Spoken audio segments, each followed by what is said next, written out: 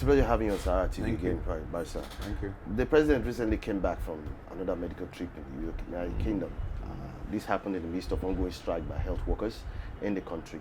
How will you assess the president's effort at reviving the health system of the country, despite his promises? Well, I think that leadership entails a lot. Everything rises and falls with leadership. The moment any leader comes in and makes up his mind that this is what I want to do, we find out that those things are usually done. Look at example of other nations, that are where they are today. It was just as a result of the concerted effort of leadership to correct some of the ills of the society. Singapore, for instance. And when this president came, there was this feeling among some of us who rooted for him that there would be a change in some of the things that has been happening in our country, especially with the development of basic infrastructures. Looking at the health sector, it's not been fantastic. People are dropping dead by the seconds as a result of inadequate or even lack of medical facility in the country. So I felt that the president will be in a position to correct some of these ills, by insisting on having first-class, hospitals in Nigeria. We have the money, we have the resources, we have the personnel. Most of our doctors are abroad as a result of the fact that the environment is not conducive. But when you have a president that at every, sign of ailment, he rushes to a foreign country, it tells you so many things. One is either he's not ready to fix the health sector, or he does not have confidence in the health sector that is already here. So these are the two things and all that. So if we agree that we have come to change things, and those things remain the way they are, and so what has actually taken place, is nothing to write home about. So I'm not too happy that even his minister in 2016 made a pronouncement that they would not allow public officers to be going for medical tourism abroad. To some of us, it was a very well thought out decision, and we felt that it would be implemented. But when you have now the president himself, who for 5 times now, according to report, has gone abroad for medical treatment, so it's not giving a good sign to that policy. It means that that policy is not implemented. It was only said, and it is not being implemented. Secondly, the president has not led by example. So example is very key. He has not led Nigeria by example by saying, look, let me take on my medical issues here. Even if there is this, and I can even import the doctors. If you don't have confidence in the local doctors, you can even import those ones you have confidence into the country rather than going abroad.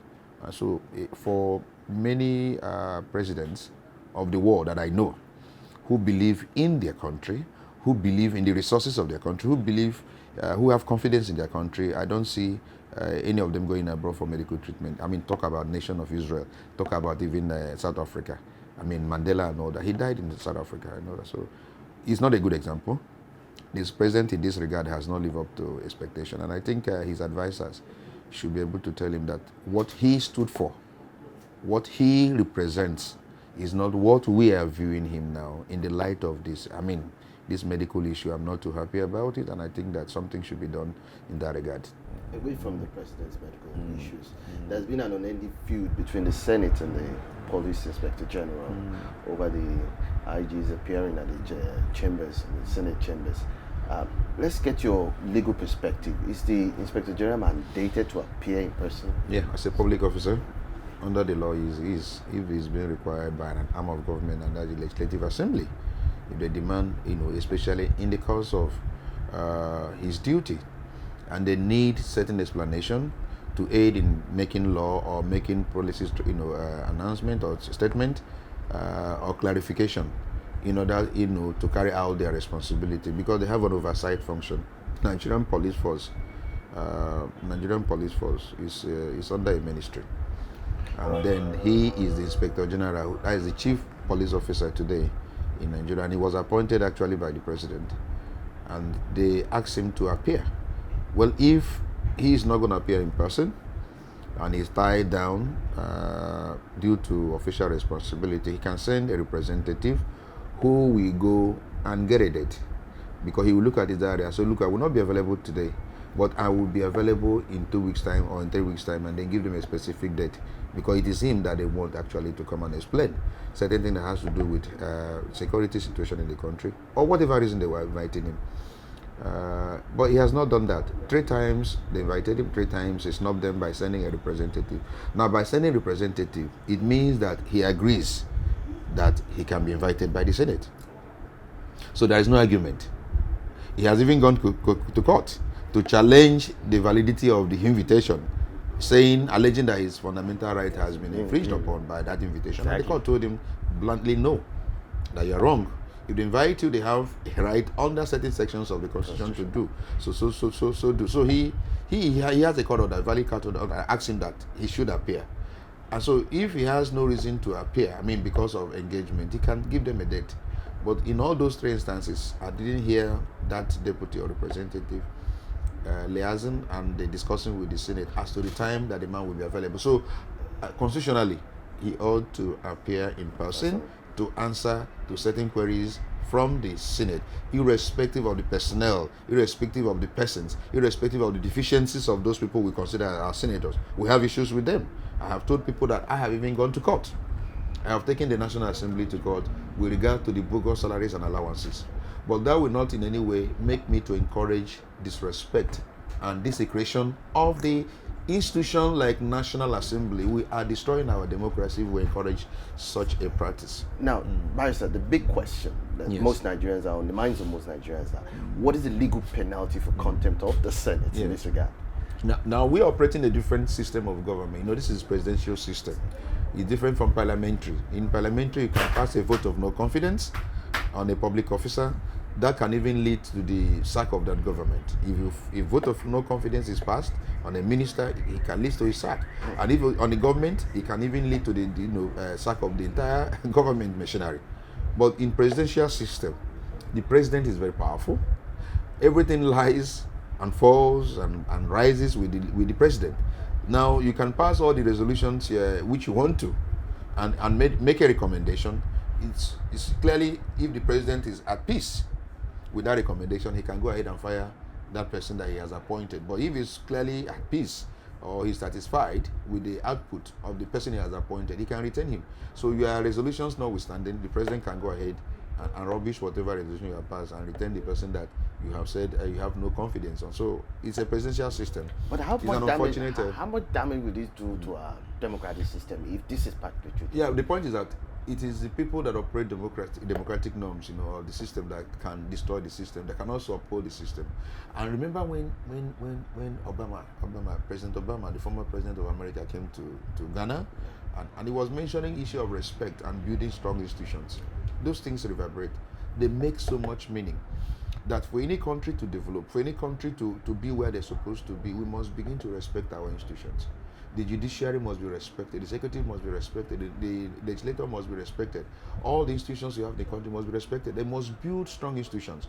But where they begin to undermine each other, where the National Assembly itself does not even respect court orders too, because they have been barred from suspending their membership. Shouldn't be more than 14 days. And even at that, they say that you have no right to even suspend any member who is representing a constituency. And they still go ahead and disobey such express court orders also. It doesn't speak well of them. They branded the IG as an enemy of democracy. I'm also saying, if there is any institution, including National Assembly, that disobeys court orders, that does not believe in the rule of law, they also can be branded as enemy of progress and democracy. And so it's important that whatever is applicable to A should be applicable to B. They must also watch themselves. They must also, whoever comes to equity must come with clean hands. A lot of argument on the social media against the National Assembly is that they are lawless. Why would somebody respect them? But I say, no, don't put up that argument. Let's insist that National Assembly should also obey laws. They should also subject themselves to the rule of law. So also the IG, so also the president, so also the judiciary. All of them must subject themselves to the rule of law. So if you do that, you are building a strong institution. You are building a strong country where there are rules and regulations, where there is no anarchy. It's very important. So let's insist on obedience to our laws, whether it involves National Assembly, whether it involves the executive or the president or the IG or the judicial. Let's insist on the supremacy of the rule of law. That is the only way for us to move. I'm not taking side with any person in this regard. I'm also saying that the National Assembly, by their own act, several times has also disobeyed court orders. By their own act also have said that, they are above the law. They don't have regard to us. They have done things that they're not supposed to do. It means sometimes suspending their sittings, in order to attend to things that are personal, that has nothing to do with the reason why they are there. Those things can be very annoying. They can be very provocative. But that shouldn't be the reason why we now advocate. Because tomorrow, Bukola may not be there.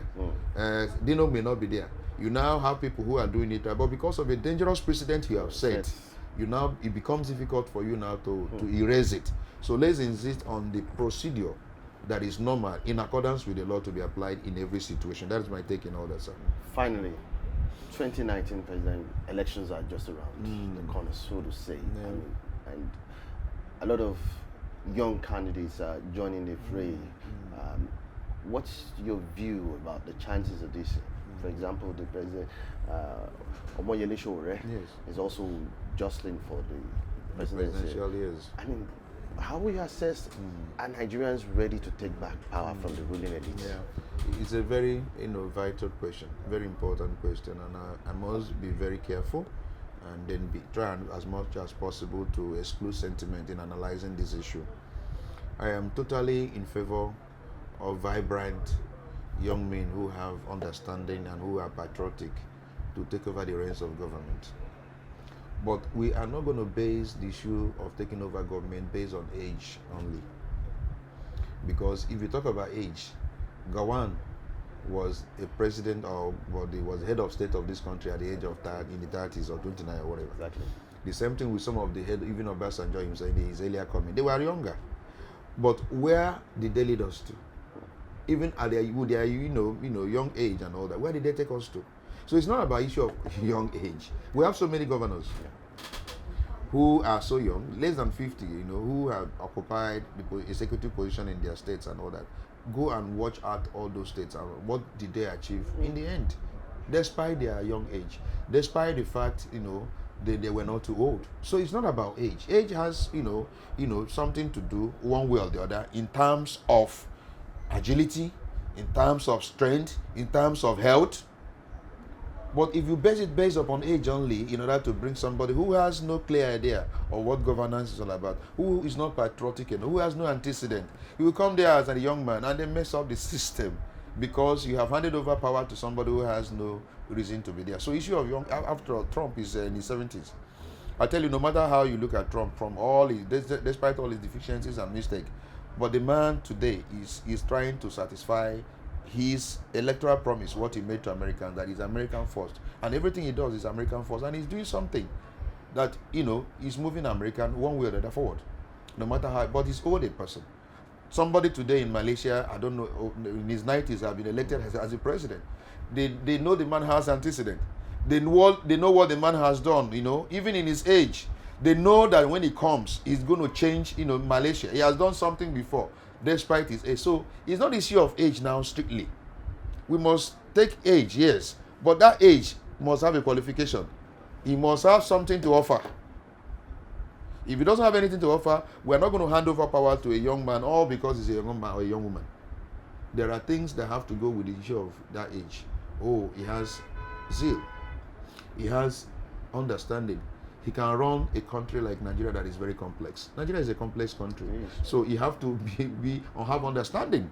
You must know what the time is before you can come in and be a president of Nigeria and then run it the way it's supposed to be, because if you don't get that understanding, you come in and you mess up the system. Let me say this also. Despite the fact that Nigeria is big, Nigeria can be well run if you have good leaders and the system is corrected. The president's structure, and I'm saying it here with every amount of conviction and responsibility, the president's structure, if we allow it to continue, no matter who occupies that position as the head of state or the president of this country, he will run into a cul-de-sac. He will run into problem, a big problem. If we allow this present structure, the over-centralization of power, the bureaucracy, as presently constituted, without allowing the federating units to possess a high level of power that will engineer and engender competition and development, competition and rivalry, and this desire to develop your own environment based upon what you have in your land and all that. So let me get this. So even if the young men comes in here, yes, sir. What, because there's been so many definitions of the structure. What kind of beautiful structure? Look at the Constitution. The Constitution allows how many items to be on the exclusive list. That is wrong. Something like this power. We're here now. We are conducting this interview with Generator. It's supposed not to be that way. A state or a region should know how much power, the quantum of power they require, then generate such, transmit and distribute. Why must you generate and you have to now send that power to a central place, by which time you have lost so much power energy because the transmission has an issue, the distribution has an issue? So why must you do that? Why must you over-centralize the police, the security, architecture? Why must the IGP be the one to give the final order over a federating country like this with diverse culture, diverse tribe, diverse religion? So you don't run a federation that way. What we're running a unitary system. We're saying let there be a devolution of power to the federating unit to control certain things within their distance. Because the federation, actually federal government, the arrangement is that the power flows from down upwards and not upwards downwards. So what is going on is that power is from down flowing downwards. In a federal republic of Nigeria, it doesn't happen that way. That's not the proper definition of federalism. Federalism is that power flows from down up. You guys are the one giving the federal, the sustenance and every other thing. Not the other way around. The federal comes and takes everything and then asks you to come to Abuja for a percentage. That is wrong. That is not how to run a federation. And so we are saying that with a diverse culture, diverse religion, and diverse, tongues and tribe and all that, we must begin to run a proper federal system that will engender competition. Now, we have to wait, even if you want to make progress, for everyone to get to where you are before you begin to advance. It doesn't happen that way. If I want to run, allow me to run. If I want to crawl, allow me to crawl. For those that want to run, they are being, their speed is being withheld as a result of the system you operate in that does not allow competition and all that. So what we're saying that even with the young men who are coming, even the young men who are campaigning, if the structure remains the way it is, they cannot make progress. When they get in there, they will also fall into problem and we begin to criticize them, not because they are failing, not because they are deficient intellectually, but because the system itself is a drawback. It's a cog in the wheel. It doesn't allow for progress. So I am not against the young men coming. I'm so interested in those young men, and I see a brilliance, and I see the ginger, and there is a new spirit. There's a renewal of spirit. There is a hope that if this country has these men who are aspiring to run Nigeria, because that is what's actually going in the whole world. The whole world is young men that are running the system, and these are young men that have idea of what governance is all, and they are keeping their countries at pace. So if we have such young men coming up and all that, we must give them that opportunity. But I tell you this, for now, the sentiment, and it's very critical, is that the North must be allowed to conclude their 8 years. It's an informal arrangement, but an arrangement that has been made because of the fragility of this nation, because the country is not united. Even if I say that Nigeria is a united country, it's telling you a lie.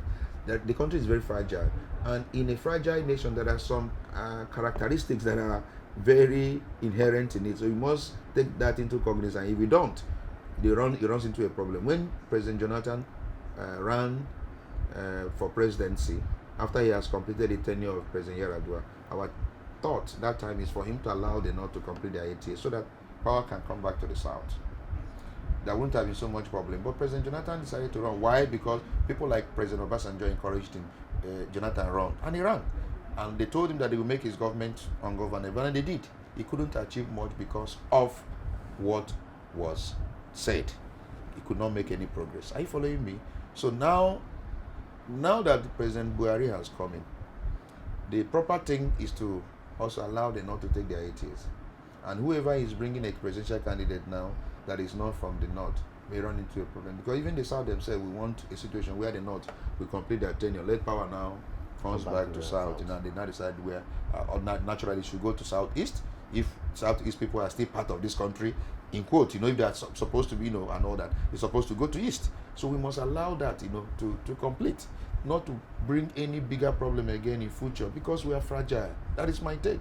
So whosoever is coming now that is coming from the South must be must recognize the fundamentals, must recognize those indices, those indicators, that you must take them into consideration in analyzing whether your chances are bright or not bright, despite the fact that you may have the qualification, the intelligence, the patriotic zeal, the knowledge, and then the desire to run your country the way it ought to run. You must take all that into consideration, whether it's, you fit in this particular arrangement and all that. It's a complex thing.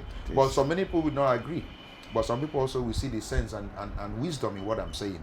That for now, it will be advisable to allow the North to finish their 8 years.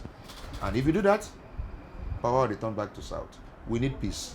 And that peace can only come when people are reasonable, because justice is very key. You cannot talk about peace without justice. If evidence of peace is in a state, means there is evidence of justice within that polity. Thank you, Barrister. Really appreciate your insightful analysis. Appreciate you, my friend.